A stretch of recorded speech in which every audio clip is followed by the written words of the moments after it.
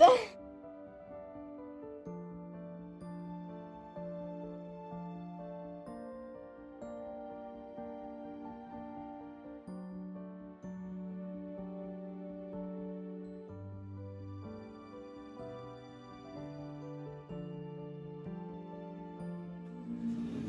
going to take this out, girls? Yeah, pretty much. It's not very big. It says it feeds 8 to 10 people. I don't think Not so. 8 to 10 of us. That's like, no. You have the first slice. No. Yeah. No, that's first slice. Aww. There's supposed to be chocolate chips in there. Looks like there's a couple.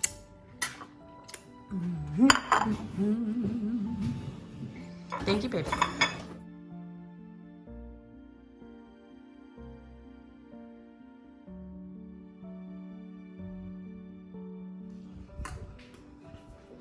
Aww, that just gets a little bit of cake.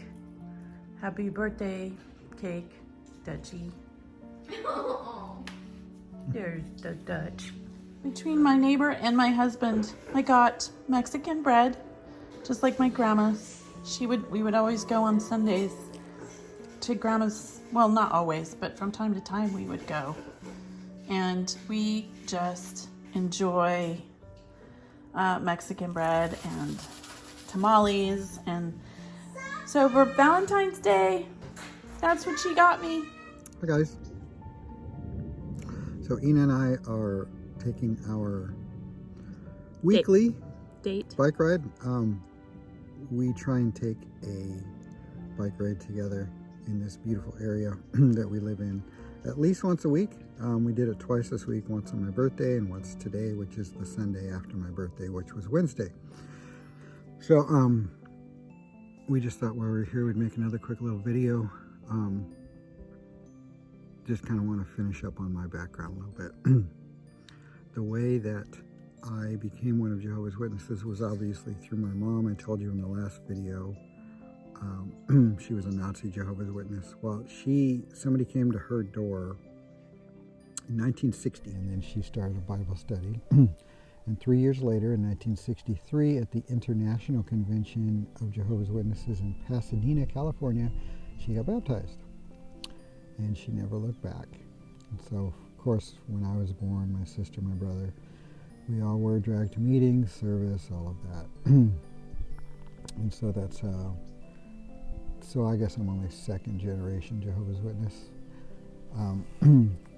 So that's how it started for me. My research was basically just realizing that the Watchtower Society, what they were using as new light couldn't be new light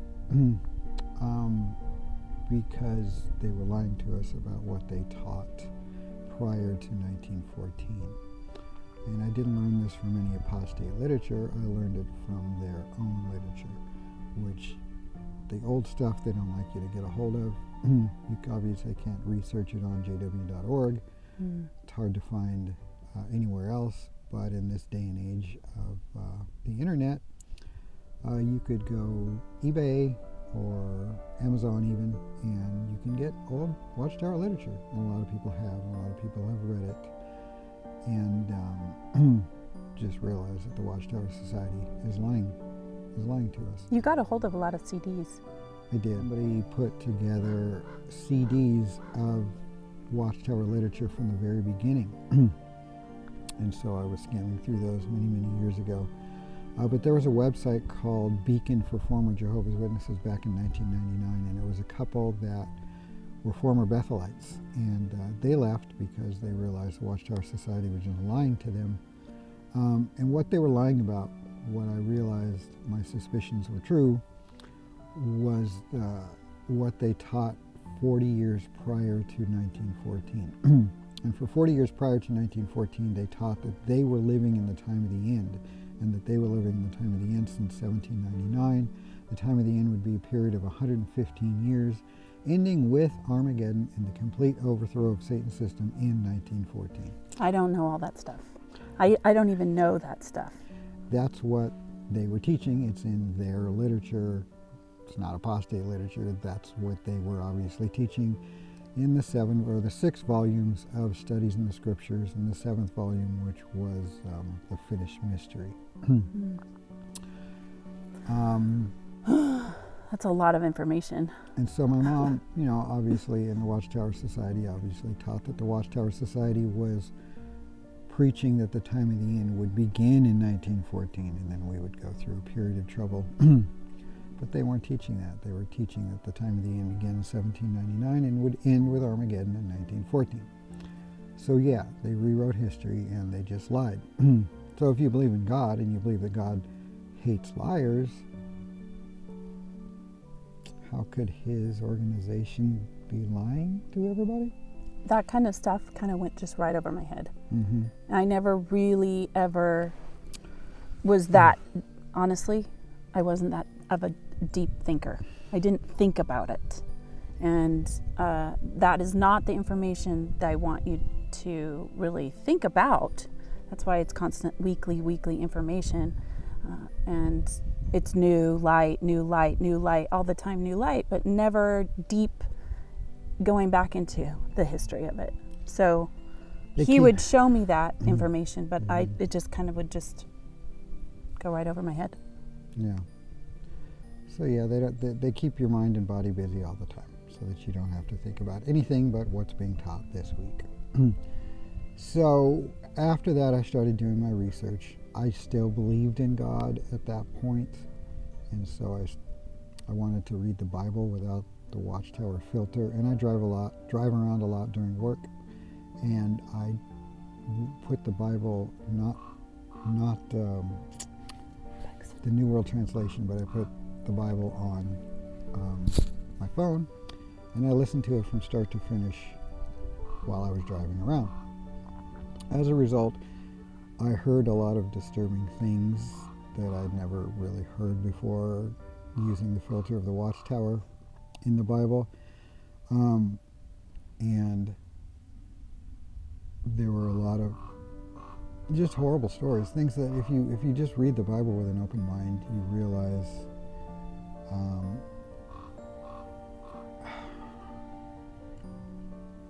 The inhumanity. Yeah, just the horrible nature of it all.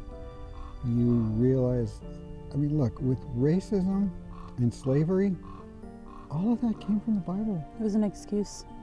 Racists today, you go to any racist in the South, they're an evangelical Christian, and they get their racism from the Bible. And nowhere in the Bible does it discourage slavery. In Sorry, fact, there's bugs here. even after Christ died, the Apostle Paul tells people how they need to treat their slaves.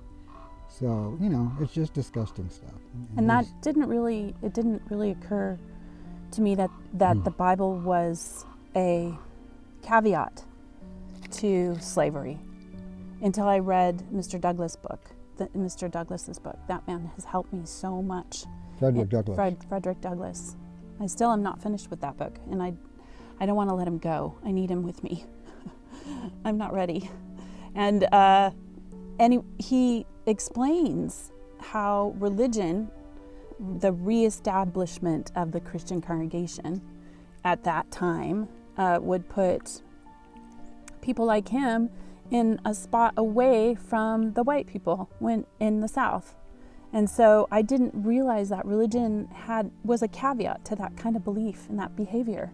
And that actually still is in the society's, the Watchtower publications, of how that a person that is of color is a slave, is better being a slave. Mm-hmm. Correct? Isn't that the information that I finally got a hold of? I have to put that down. Yeah, a quote from J.F. Rutherford is, there's no servant quite like a colored servant, basically. That's what the quote was. Right. Yeah, and when I read that for the first time in that part of that information, there's a lot of information we are not given. Mm-hmm. And if you're white, you don't notice those things because you're white. You don't have the same problems that somebody of color has.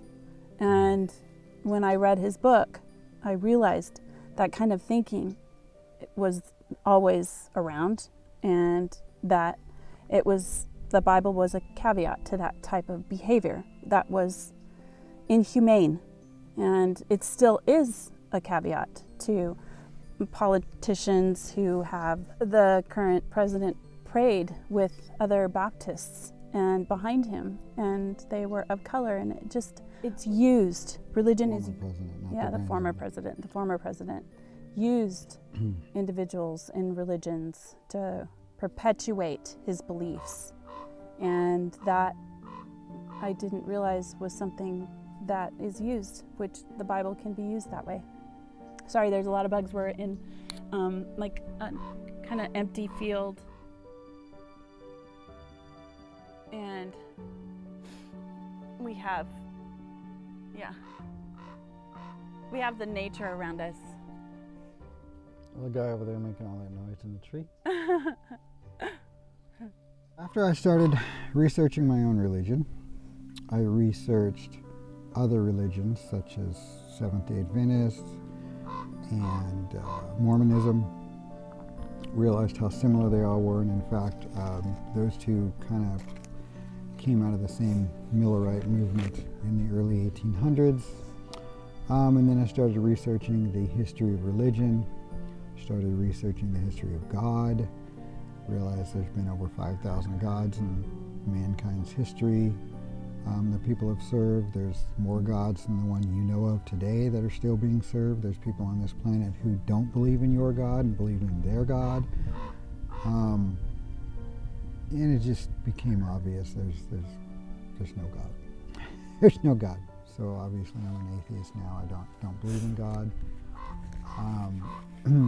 And that's where I'm at now. That's where I've been for probably 12 years now. So yeah, that's finishing up my background.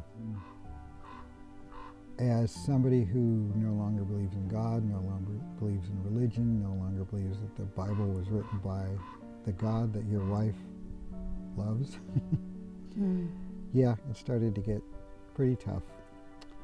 And we lived together that way for many, many years. We've always loved each other, and it was tough for both of us. But we worked it out. A lot of the information that I got, I still didn't believe anything that what he was trying to teach me was relevant, because I thought, oh, well, but it's new now. It's new, and people think differently, and they realize their mistakes, and God's going to clean it up. Jehovah's going to clean it up. And when I say, yeah, cleanse it, but it was more violent. We would go to the district conventions, and there was a lot more violence that I wanted to see when I would sit there. So it started to bother me, especially when you have little ones that are sitting right amongst us, that are so easily, they are so easily influenced by the information that they're getting. It started to bother me. And a friend of mine, she had 3 little boys. She wouldn't read My Book of Bible Stories to them. And I thought, okay, well, I didn't either, because it started getting strange. And you don't realize how much violence is in that book until you start to read it. And their excuse was, well, the violence is everywhere. And so, yes, it's in the Bible, and we're just telling you what's in the Bible. Stephen Lett, in fact, recently said, because in Sweden, they were being investigated for the movies that they would show, their videos that they would show at regional conventions. And Stephen Lett even said that there were witnesses writing into the governing body talking about the violence that's in their videos. And Stephen Lett even said that although they are, I can't think of the words that he used, but they're sensitive to the feelings of the brothers and sisters, but they can't shelter children from the realities that are in the Bible. Let that sink in for a minute. Right. There's violence in the Bible. There's horrible, horrible things in the Bible. Things that children really shouldn't see, but the Watchtower puts it out there because it's in the Bible. But again, we'll get into it later further, but it's the psychology that's been used for thousands of years. Before, in the beginning, God created the heavens and the earth. Before that was ever written, the same psychology was used in other religions to control the masses. And a lot of that psychology is fear. And of course, Watchtower uses fear to keep people in. Yeah. And Bugs. so Yeah. anyway, this is a quick video because we have to go home now because our daughter has some plans and we have to be home at a certain time. So we just wanted to make a quick video here. So find your bliss and be good humans. Follow your bliss. Follow your bliss and be good humans. I And say that be wrong good every time. humans.